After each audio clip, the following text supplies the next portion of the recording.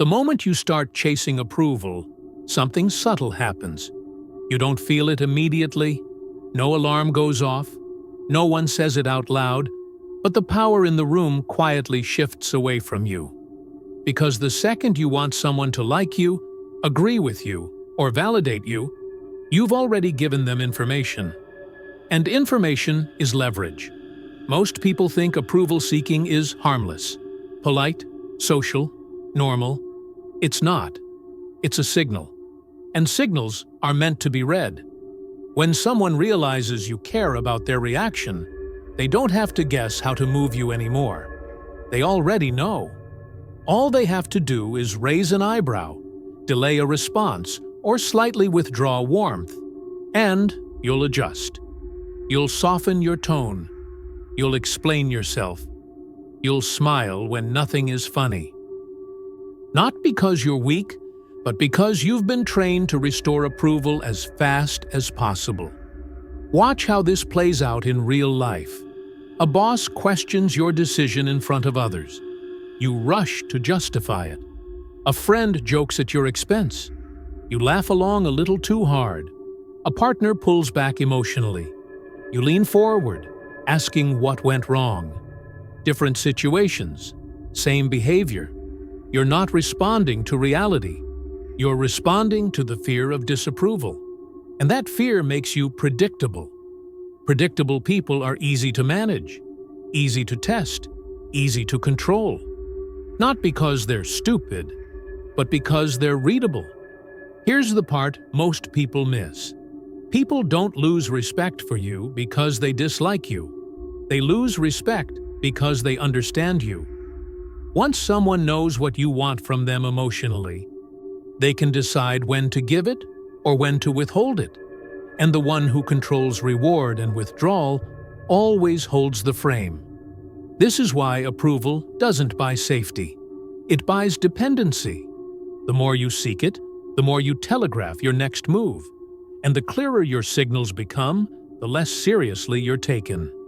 That's the brutal truth no one says out loud. Most people are not reacting to who you are. They're reacting to how much you need their reaction. And need is never invisible. You might think you're being respectful. You might think you're being considerate. You might even think you're being strategic. But at a psychological level, what you're doing is asking for permission to exist comfortably in the interaction. And the moment you ask for permission, you position yourself beneath whoever you're asking. This is why approval seekers are always slightly off balance. They're always waiting, always watching faces, always adjusting, not because they lack confidence, but because they've outsourced their emotional stability to the room. And the room can feel that. Humans are extraordinarily sensitive to hierarchy cues. Long before logic kicks in, people sense who is grounded and who is monitoring reactions, who is steady and who is scanning for acceptance. The one scanning is never leading. Here's the dangerous illusion. You believe approval makes interactions smoother. In reality, it removes tension. And tension is where respect lives. When there's no tension, there's no edge. When there's no edge, there's no weight. And when there's no weight, your presence becomes negotiable. That's why approval chasing doesn't make people closer to you. It makes them comfortable moving you. They'll interrupt you more. They'll test you casually. They'll feel free to push boundaries, not maliciously, but instinctively. Because predictability invites testing. And testing always flows downhill. Now here's where this gets uncomfortable, but important. This pattern didn't start because you wanted power. It started because you wanted safety. At some point, approval meant survival. Approval meant peace. Approval meant you were okay. So you learned to read the room. You learned to adapt. You learned to smooth things over quickly. That skill kept you safe once, but now it's costing you authority. And until you see that clearly, nothing changes. Because power doesn't come from being liked. It comes from being unmoved. The people who command respect aren't cold. They're not aggressive. They're not dominant in the way movies portray. They're simply not chasing emotional confirmation. They don't rush to fix discomfort. They don't explain themselves into smaller shapes. They don't trade alignment for acceptance, which makes them unpredictable. And unpredictability is what forces people to pay attention. Right now, if someone wanted to influence you, all they'd need to do is signal approval or withdrawal. You'd feel it instantly. Your body would react before your mind does. That's how deeply this conditioning runs. But once you stop chasing it, truly stop, something strange happens. Silence becomes heavier. Your reactions slow down. And people start adjusting to you instead. Not because you demanded it, but because you stopped signaling need. And when the signals disappear, the leverage disappears with them. This need for approval didn't come from nowhere. You weren't born scanning faces, adjusting tone, or managing reactions. You learned it, slowly, quietly, repeatedly. And like most powerful conditioning, it didn't feel like control. It felt like love, safety, and normal life. Early on, approval wasn't optional. It was feedback that told you whether you were safe or not. A smile meant things were okay. Silence meant danger. Disappointment meant withdrawal. So your nervous system adapted. Not intelligently, instinctively. You learned that harmony mattered more than honesty. That fitting in mattered more than standing firm. And that emotional alignment kept the peace. This is how approval became a survival language. Teachers rewarded compliance, not strength. Parents praised obedience, not resistance. Authority figures responded warmly when you mirrored expectations and cooled off when you didn't. None of this was malicious, but it was consistent. And consistency is what rewires behavior. Over time, your brain linked one equation very clearly. Approval equals relief. Disapproval equals threat. So you adapted. You became perceptive. You became emotionally agile. You learned to anticipate reactions before they happened. And people praised you for it. They called you mature, easy to work with, understanding, nice. What they didn't tell you was the cost. Because the skill that helped you survive early environments quietly became the mechanism that strips you of leverage later in life. The same sensitivity that once kept you safe now keeps you exposed. This is the betrayal most people never see. Your body learned to move toward approval automatically, long before your conscious mind had a chance to decide if it was necessary. That's why the urge to explain feels urgent, why silence feels wrong, why unresolved tension feels unbearable. It's not weakness, it's conditioning. And until you recognize that distinction, you'll keep mistaking reflex for choice. Here's the crucial part. The world you were trained in no longer exists. You're not a child dependent on emotional permission anymore. You're not graded, supervised, or evaluated in the same way. But your nervous system hasn't updated the software. It still believes approval equals safety. And it acts accordingly. So when someone questions you now, your body reacts as if something vital is at risk. Your chest tightens. Your thoughts race. You feel the impulse to clarify, soften, or repair the moment. Not because the situation demands it, but because your conditioning does. This is why logic alone doesn't break the pattern. You can understand approval-seeking intellectually and still feel compelled to do it, because this behavior lives below thought. It lives in the body, and the body doesn't care about explanations. It cares about relief. Every time you regain approval, you feel relief. And relief reinforces the behavior. It teaches your nervous system, that worked. Do it again. That's how the loop closes. Discomfort, approval seeking. Relief, reinforcement. The problem is that what gives short-term relief creates long-term predictability. And predictability is the currency others use to position you. Once people sense that your internal state depends on external response, they don't need to dominate you. They only need to modulate access. A little warmth, a little distance, a raised eyebrow, a delayed reply.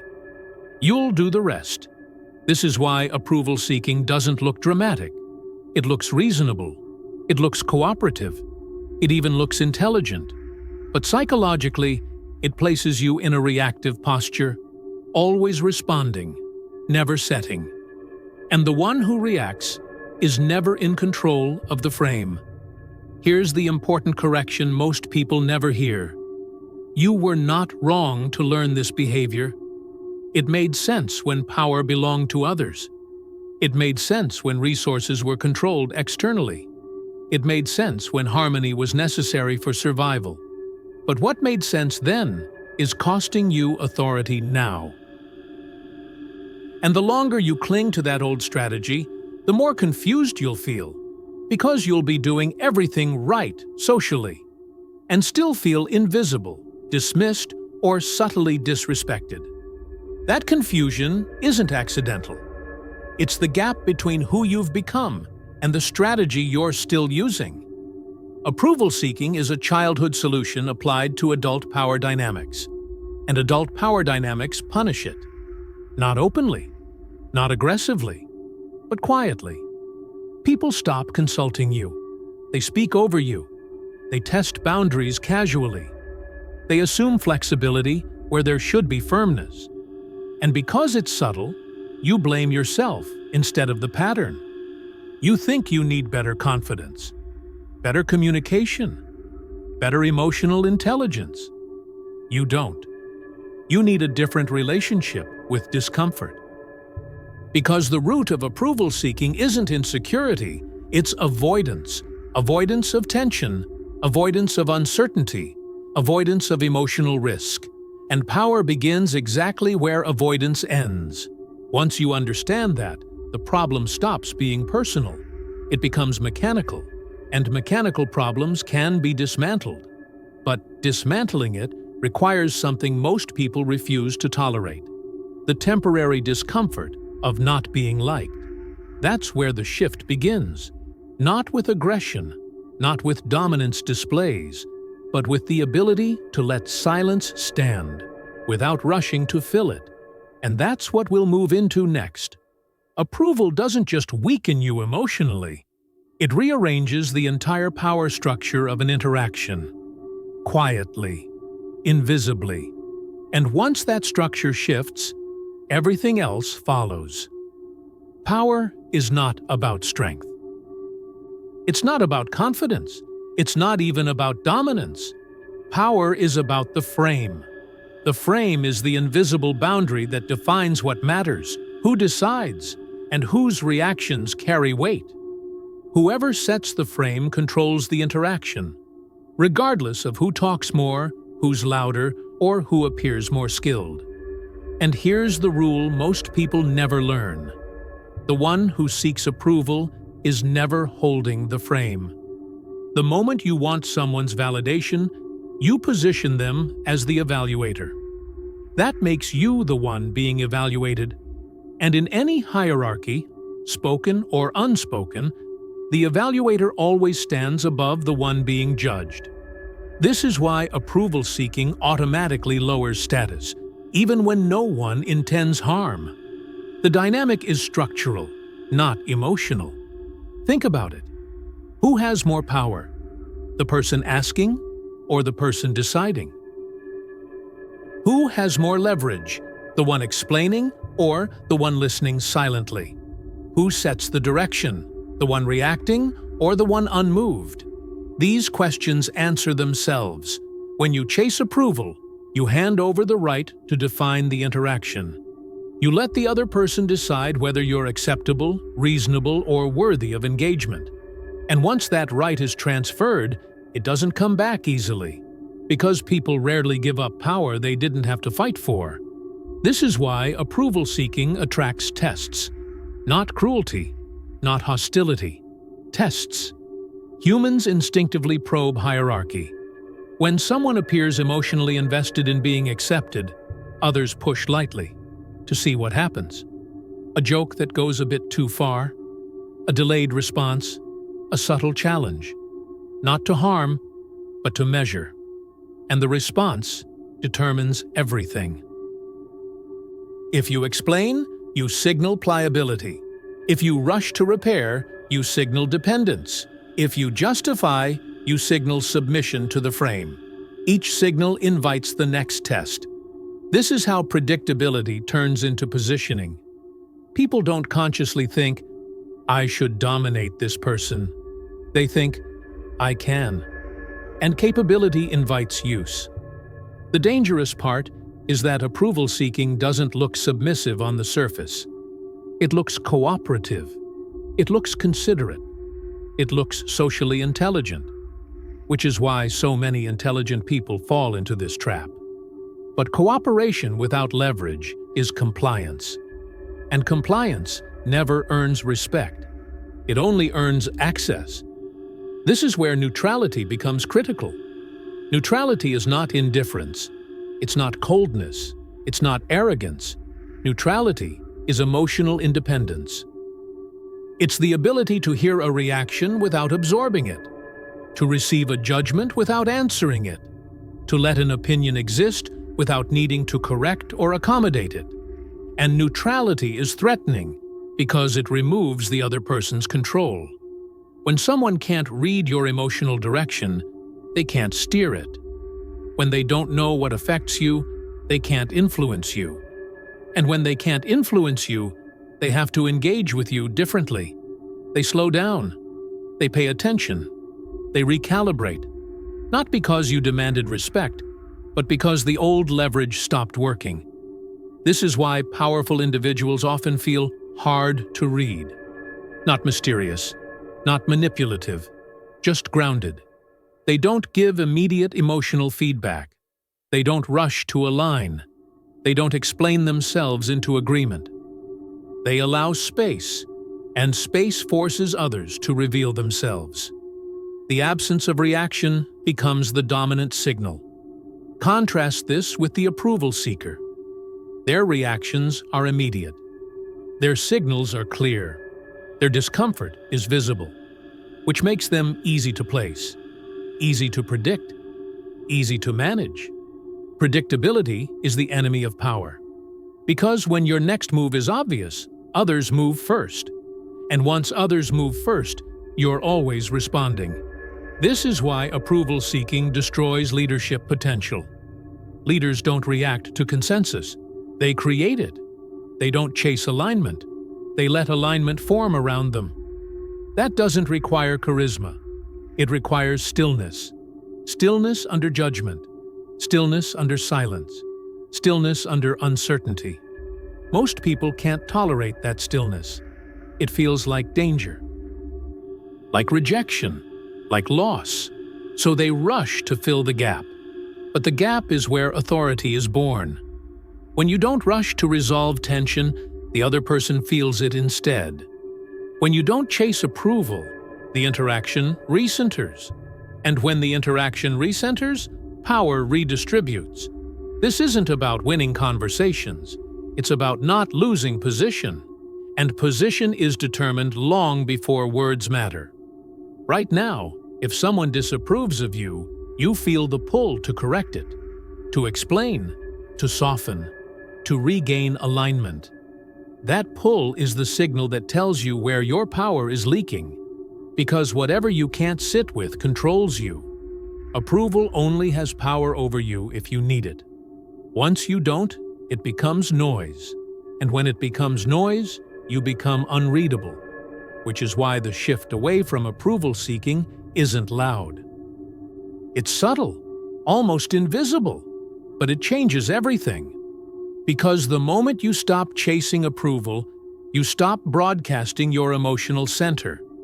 And once your center is private, no one else gets to move it. That's the beginning of control. Non-approval is not an attitude. It's not a posture. It's not something you perform. It's a set of behaviors that remove emotional leverage from the interaction. Quietly, systematically, without confrontation. Most people imagine that stopping approval-seeking means becoming cold or aggressive. It doesn't. In fact, the most powerful shifts look almost boring from the outside. That's why they work. The first behavior is silence. Not awkward silence, not passive-aggressive silence, neutral silence.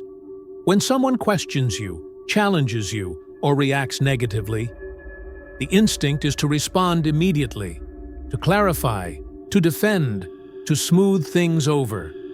Silence interrupts that loop. A pause does two things at once. It prevents you from reacting, and it forces the other person to sit with their own statement. Most people are not comfortable with that. They're used to immediate feedback, agreement, resistance, something. When they don't get it, they start revealing more. They explain themselves. They justify. They soften. Silence shifts the burden of movement. The second behavior is delayed response. Approval seekers respond fast. Speed is their tell. The faster you respond emotionally, the more invested you appear. Delay breaks that signal. This doesn't mean ignoring people. It means not prioritizing emotional urgency over your internal state. You read the message. You absorb the comment. And you respond when you choose, not when the pressure peaks. Delay communicates independence. It says, "This interaction does not control my nervous system." And that message is felt immediately, even if nothing is said explicitly. The third behavior is calm disagreement. Most people either agree to maintain approval or argue to regain control. Both are reactive. Calm disagreement does neither. When you disagree without explaining excessively, without raising your voice, without trying to convince, you send a different signal. Your position doesn't require validation. A simple, "I see it differently," followed by nothing else, is far more destabilizing than a long justification. It denies the other person the role of judge. You're not asking to be understood. You're stating a position. And positions don't negotiate their existence. The fourth behavior is refusing to over-clarify. Approval seekers explain too much, not because the situation demands it, but because uncertainty makes them uncomfortable. Over-clarification is an attempt to preempt rejection. Non-approval allows misunderstanding to exist, not maliciously, not manipulatively, but without urgency. If someone misunderstands you and it doesn't materially harm you, you don't rush to correct it. You let reality correct itself over time. This removes your need to manage perception.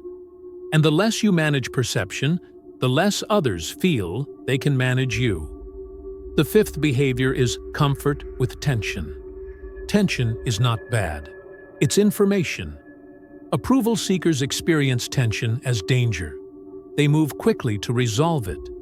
Non-approval treats tension as neutral, something to observe, not eliminate. When a conversation gets uncomfortable, you don't rush to joke. You don't change the subject. You don't soften unnecessarily. You let the moment breathe. Most people can't do this, which is why the person who can instantly feels heavier in the room. Weight doesn't come from dominance. It comes from tolerance. The sixth behavior is non-reactive body language. Your body speaks before your words do. Approval seeking shows up physically, leaning forward, nodding too much, mirroring excessively, nervous smiling. Non-approval is grounded, still, minimal. You don't exaggerate reactions. You don't perform engagement. You don't try to look agreeable. This doesn't make you distant. It makes you centered. And centered people don't need to be managed. The seventh behavior is selective warmth. Approval seekers give warmth constantly, hoping to secure acceptance. Non-approval gives warmth intentionally. You're not cold, you're calibrated. Warmth becomes a response, not a strategy. It's offered when alignment exists, not as a prepayment for it. This reverses the emotional economy of the interaction. People value what isn't freely distributed, and emotional access is no different. The eighth behavior is letting others finish their projections. When someone is critical, sarcastic, or judgmental, the instinct is to interrupt or correct. Non-approval lets the projection complete itself. You don't rush to stop them. You don't rescue the moment. You let them reveal how they think. This gives you information and removes theirs. Because the more someone talks while you remain still, the clearer the power dynamic becomes. They're moving. You're not. Movement always signals effort. Now here's the part most people misunderstand. These behaviors are not tactics to manipulate others. They're consequences of not needing approval. If you perform them while still craving validation, they'll feel forced, and people will sense it. The internal shift has to come first. But once it does, these behaviors emerge naturally. You stop explaining because you don't feel threatened. You pause because you're not rushing toward relief. You tolerate tension because it no longer defines your safety. And the room adjusts, not dramatically, not instantly, but consistently. People slow down around you. They choose words more carefully. They stop assuming flexibility.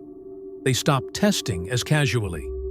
Not because you changed who you are, but because you changed what you tolerate. Approval-seeking trained you to remove discomfort at your expense. Non-approval retrains you to let discomfort exist until it resolves on its own. And most of the time, it does. That's how predictability dissolves. Not through confrontation, not through dominance displays, but through emotional self-sufficiency, which leads to the most important shift of all, the internal one, because until the need itself dies, the behaviors are just restraint, and restraint is not freedom. That's what we move into next. Approval-seeking doesn't survive on behavior alone. It survives on identity. You can control your reactions. You can manage silence. You can delay responses. But if the need is still alive underneath, you'll feel the strain. And eventually, strain leaks. So the real work isn't external. It's internal. The need for approval exists because something inside you feels incomplete. Not broken, incomplete. There's a gap between how you see yourself and how secure that image actually feels. Approval temporarily fills that gap. It reassures the identity. It stabilizes the self-image. That's why approval feels good. Not because others are correct, but because doubt goes quiet. For a moment. This is why confidence alone doesn't solve the problem. Confidence is still reactive. It still depends on how solid the identity feels today. Approval-seeking returns the moment confidence wavers. What removes the need entirely is self-validation. Not affirmations, not positive thinking. Ownership. Self-validation means you stop outsourcing the final verdict on who you are. You decide what matters, what doesn't, and where your value comes from, and you accept the consequences of that decision. Most people never do this. They let others decide what's acceptable, what's impressive, what's respectable, and then they chase alignment with those standards. That chase never ends. Because standards shift. People change. Approval is conditional. Self-validation ends the chase because it closes the identity gap. When you know who you are, and more importantly, what you're willing to tolerate, approval stops being necessary. Not because you don't want it, but because it doesn't stabilize you anymore. Here's the critical shift. Instead of asking, "Do they approve of me?" you start asking, "Do I approve of this?" the direction reverses. You're no longer measuring yourself against the room, you're measuring the room against your internal standard. And that immediately repositions you psychologically. Judgment no longer feels threatening. It feels informative. You don't absorb it. You assess it. This is why criticism stops hurting when the need dies. Not because criticism disappears, but because it no longer defines you. It becomes data, not a verdict. That data might still be useful, or it might be irrelevant. But either way, it doesn't move your center. This is the difference between emotional independence and emotional numbness. You're not shutting down. You're grounding inward. Another illusion that keeps approval alive is the belief that being disliked is dangerous. That belief comes from earlier environments where rejection had consequences. But in adult life, being disliked is rarely fatal. It's uncomfortable, not unsafe. And power begins the moment your body learns that distinction. Once your nervous system understands that disapproval doesn't equal collapse, the urgency disappears. The need relaxes. The old reflex loses strength. You stop chasing relief, because you no longer need to escape the feeling. This is also where unpredictability becomes permanent. When your emotional state isn't tethered to others' reactions, your behavior stops following a pattern. There's no predictable stimulus-response loop, no obvious lever. People can't pull warmth away to move you. They can't offer praise to steer you. They can't test boundaries casually, because nothing is guaranteed to work. Unpredictability doesn't come from chaos. It comes from autonomy. And autonomy is threatening, not because it's aggressive, but because it's uncontrollable. This is why emotionally independent people are often described as hard to read.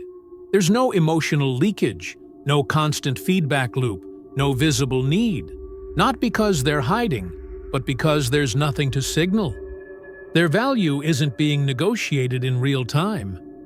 Here's the uncomfortable truth most people avoid. As long as you need approval, you will be partially owned by whoever controls it, even if they're kind, even if they don't intend to use it. Ownership doesn't require malice, only access. Self-validation removes access, not dramatically, not publicly, internally. And once that happens, the behaviors from earlier parts stop feeling like discipline. They become default. You pause because there's no rush. You stay silent because nothing is at stake. You tolerate tension because it doesn't threaten identity. This is freedom, not the freedom to dominate, but the freedom to remain intact regardless of reaction. And when you're intact, people sense it. They don't always like it. They don't always understand it, but they respect it. Because respect doesn't come from being agreeable. It comes from being unmovable, which leads to the final step, where this isn't just understood, but lived. At some point, understanding stops being enough. You can recognize the pattern. You can see how approval shaped you. You can even control your reactions for a while. But if nothing is tested, nothing changes. So this isn't about theory anymore. It's about exposure. The only way approval loses its grip is when your nervous system learns, through experience, that nothing breaks when you stop chasing it. And that lesson doesn't come from insight. It comes from practice. That's why the shift requires initiation, not motivation, not affirmations, initiation. For the next 7 days, you remove one behavior entirely, seeking emotional confirmation. No explaining yourself to feel understood. No fixing awkward moments. No softening your position to be liked. Not dramatically, not aggressively. Quietly. If someone disagrees, you don't rush to clarify. If someone reacts coldly, you don't chase warmth. If silence appears, you let it exist. You don't withdraw. You don't provoke. You just don't pursue relief. The first thing you'll notice is discomfort. Your body will want to move. Your thoughts will look for exits. You'll feel the urge to repair, smooth, correct. That urge is the habit dying. And like any habit, it resists. This is where most people fail. Not because the strategy doesn't work, but because they misinterpret discomfort as danger. It isn't. It's recalibration. Your nervous system is learning a new truth. Disapproval is survivable. Silence is survivable. Uncertainty is survivable. Once that truth settles, the urgency disappears. On day 2 or 3, something subtle shifts. You stop monitoring reactions as closely. Your pauses feel natural instead of forced. Your words become fewer and heavier.